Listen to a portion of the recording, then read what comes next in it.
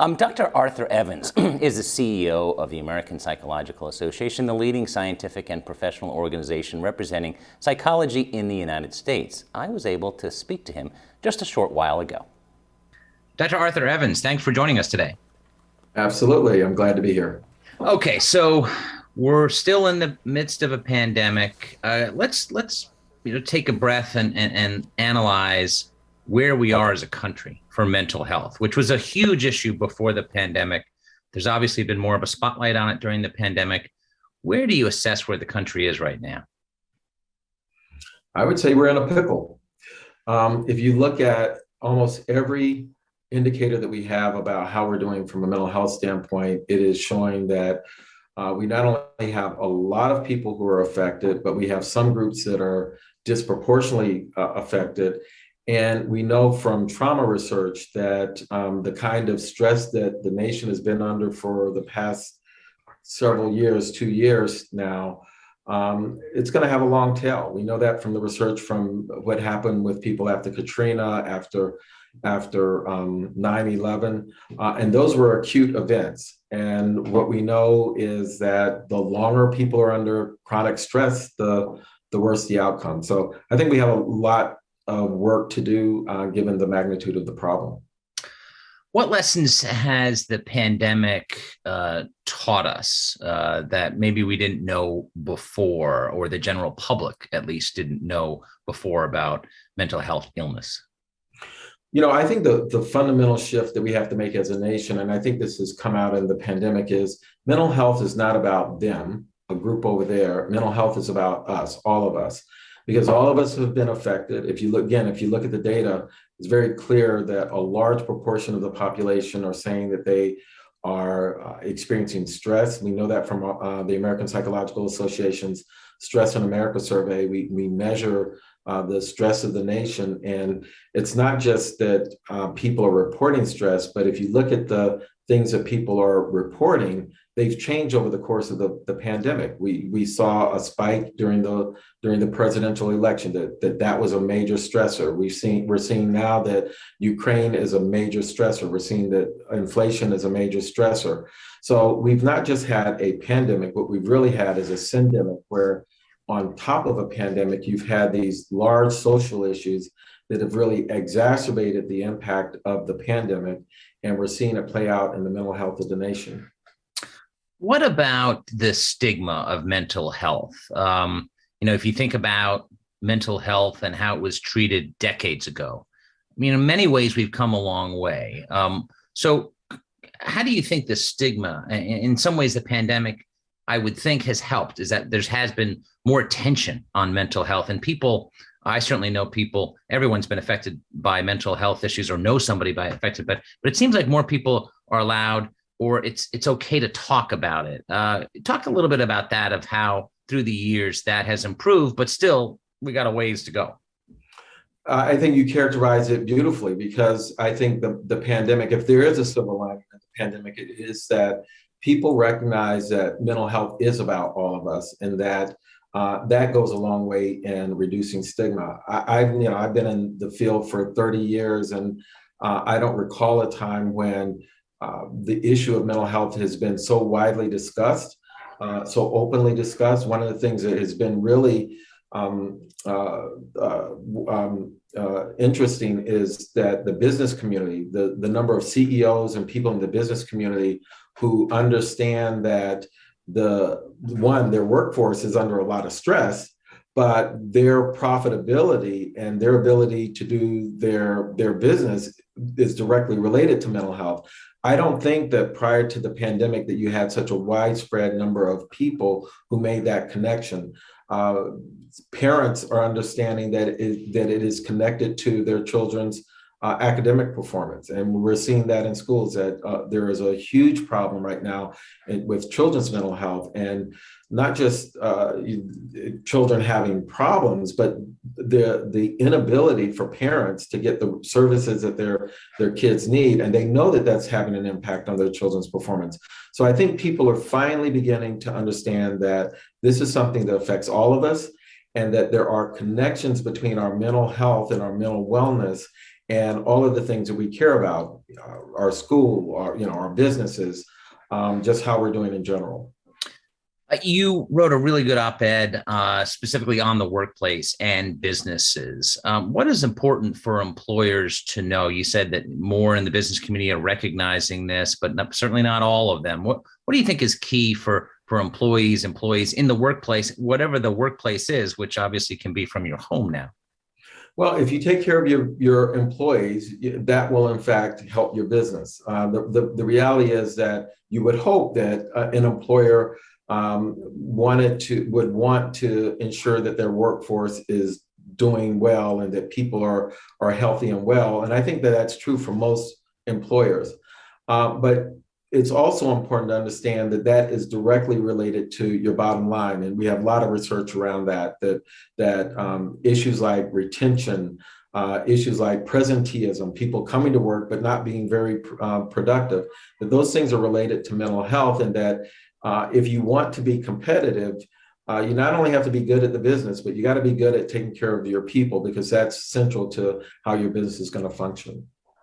In life, there are many obstacles that we all face and barriers, and mental health is no exception. What are the key barriers for patients to get the right treatment, and how can those barriers be taken down? Well, I think part of it is stigma, clearly, but part of it is the way we have constructed our mental health system. I think one of the big challenges we have is that we have a very reactive approach to health in general in this country, but in mental health in particular. And for mental health, you practically have to be in crisis before you can get immediate care. The typical person who wants to seek out therapy and to seek out psychotherapy, they're going to have to wait weeks, sometimes months. And if you have a child, it could be multiple months before you can access services. So, we do have a capacity problem, but we also have a paradigm problem. And the paradigm problem is that we wait until people have a diagnosis. The reality is, if you look at especially what's happening now, we have a lot of people who don't meet diagnostic criteria for having a mental health problem, but they have a lot of stress. They have a lot of challenges. We saw that in the healthcare industry, when you just saw the number of people who are on the front lines who were experiencing extreme amounts of stress that made it hard for them to function in their jobs and their homes. And untreated or unmitigated, that stress will lead to mental health problems. So the challenge for us is not only to build capacity to deal with people when they develop these problems, but we got to start working upstream. We got to start getting to people much earlier. We have to have a financing structure that allows us to intervene before people are in crisis or before people have a diagnosis. Talk a little bit, Doctor, about health disparities, whether it's rich, poor, rural, urban, minorities. What are the problems there? Because I would imagine you think that some of those problems have gotten worse. They have, and if you look at the data, for example, we know that young people are experiencing the highest levels of psychological distress. So if you're in that Gen Z age range, that's the group that's having the most difficulty. And actually, it's interesting that if you look at the data, as you get older, the level of psychological distress and stress that people are experiencing actually goes down as we get older. And I think part of that is that we learn coping skills the older that we are. So we know that younger people have problems. We know that people of color have disproportionate problems. Some of that may be related to economics, but some of that is related to racism and other discrimination that communities of color face. We know that if you live in rural communities, that you are not getting the access to the kind of resources that one needs. And if you live in a frontier part of the country, it is really difficult to get access. That's why things like telehealth are so important. We know that if you're from the LGBTQ community, particularly if you're from the trans community, that community is experiencing a lot of stress. So we know that even though there are elevated levels across the population, we also know that there are certain subgroups in the population that are experiencing disproportionate impact, and that from a policy standpoint, we need to make sure that we are attending to those kinds of disparities, whether they're rural or whether they're based on gender or whether they're based on race and ethnicity. Last question. What is your message when you meet with policymakers, whether it's at the federal or state level? What's your message to Congress in general so that people can get the care they need? I think we have to have a fundamental shift to a population health approach. I think that is the most important thing that we can do. And simply what I mean by a population health approach is that right now we only deal with people after they have a diagnosis, which means that we leave out 75% of the population. But if you look at the data and if you look at what's happening with people, that 75% of the population, even if they don't have a diagnosis, aren't doing very, very well. And the way we deal with that is we wait until people often are in crisis. What a whole population approach means is that we are not only dealing with people who have a diagnosis, but we're working upstream, all the way upstream. So for people who have high risk or risk of having problems, we're trying to mitigate that risk. And we actually know a lot about how we can mitigate the risk for developing deeper end problems. Or if we can't do that, at least to intervene early. And we also have to have strategies to help keep people healthy, something that we do quite regularly for physical health. We talk about exercise, we talk about diet, we talk about those kinds of things.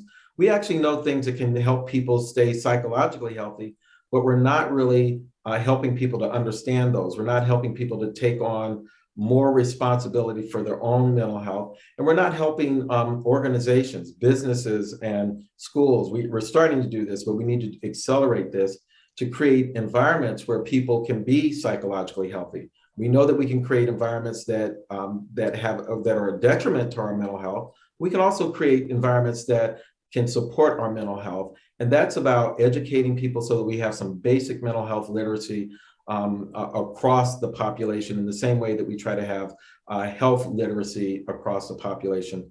We cannot treat our way out of this problem. We couldn't do it before the pandemic. We can't do it. We certainly can't do it now. We got to change the paradigm, expand the way we're intervening with people.